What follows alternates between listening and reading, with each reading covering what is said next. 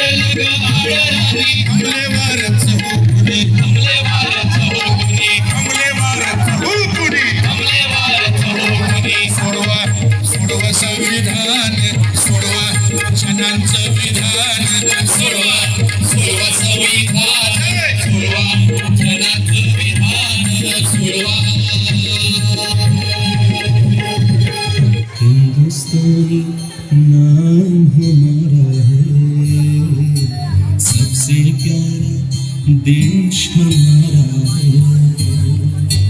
हिंदुस्तानी नाम हमारा है, सबसे प्यारा देश हमारा है.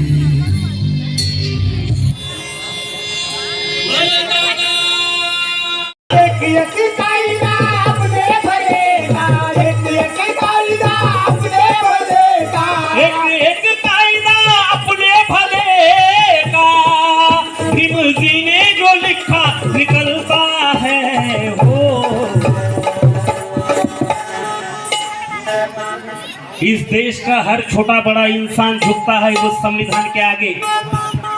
इस देश का हर छोटा बड़ा इंसान झुकता है वो संविधान के आगे. इस देश का काल्पनिक विधान भी झुकता है संविधान के आगे.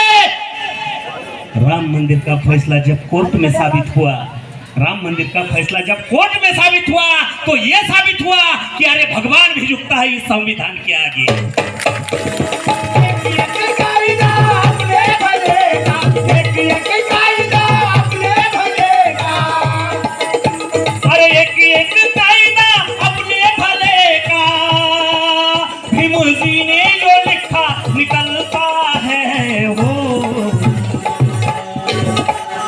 इस भारत का बच्चा इस भारत का बच्चा बच्चा। आदमी के हाथों कभी आदमी हलाल नहीं होता, आदमी के हाथों कभी आदमी हलाल नहीं होता, और कभी अंग्रेजों को हमारा ये सलाम नहीं होता। आदमी के हाथों कभी आदमी हलाल नहीं होता, कभी अंग्रेजों को हमारा ये सलाम नहीं होता। छत्रपति शिवाजी महाराज के इतिहास के बाद इन महारों को तलवार चलाने की इजाजत होती सागर, तो मां कसम ये देश कभी किसी का गुलाम नहीं होता।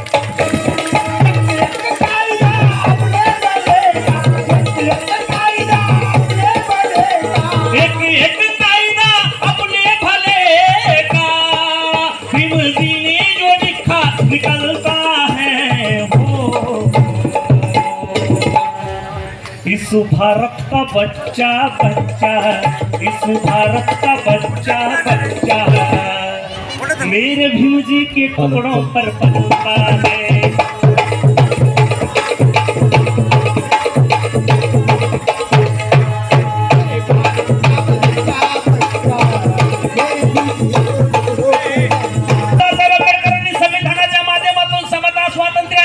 संविधान जाणार आहे याची मला पूर्ण शाश्वती आहे आणि या संविधान गौरव सोहळ्यामध्ये आम्ही विविध प्रकारचे ठराव संमत केले।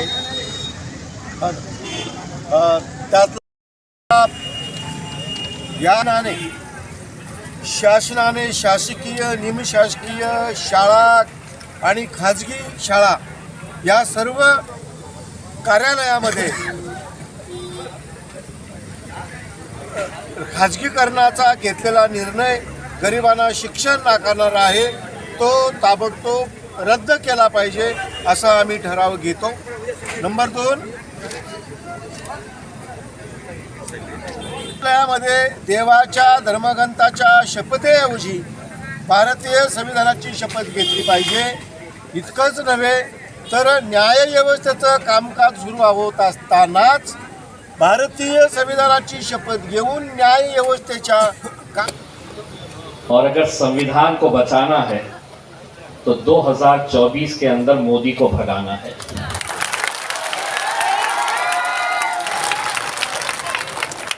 वरना आप इस बात का अंदाजा नहीं लगा सकते हैं कि आपको लग रहा होगा कि मोदी के निशाने के ऊपर हम हैं, लेकिन मोदी इतना होशियार है कि कहीं पे निगाह है और कहीं पे निशाना है। और निशाना आप पे इसलिए है कि 22 तारीख के दिन जो कार्यक्रम हुआ, भगवान राम का आदर हम भी करते हैं, लेकिन उस दिन से उनके हौसले ऐसे बुलंद हो गए हैं और वो ये कह रहे हैं कि अब इस देश के अंदर हमारा राज आया है। मैं उन्हें ये बताना चाहता हूं, जब तक ये देश रहेगा तो सिर्फ संविधान का राज रहेगा और डॉक्टर बाबा साहब अम्बेडकर का राज रहेगा।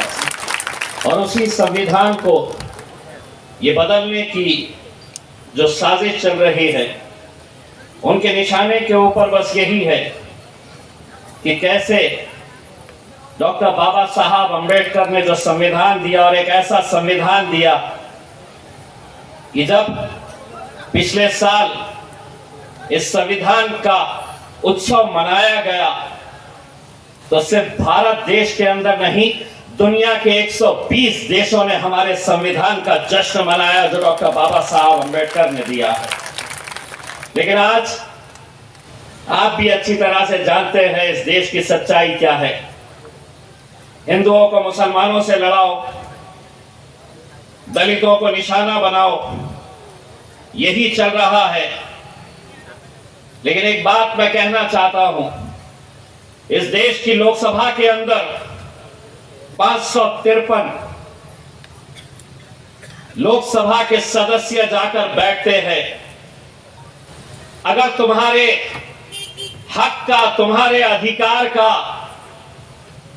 तुम्हारे पसंद का, तुम्हारा चुना हुआ अगर कोई सांसद है, वो तुम्हारा बेटा, तुम्हारा भाई इम्तियाज जलील है। और क्यों है? क्योंकि लोकसभा के अंदर अगर मैं वहां पर जाकर बैठा हूं तो मैं जिंदगी भर ये बात भूल नहीं सकता हूं कि अगर ये समाज मेरे साथ नहीं होता तो मैं कभी वहां नहीं जा सकता था। उसमें मुझे बाबा साहब अंबेडकर के मानने वाले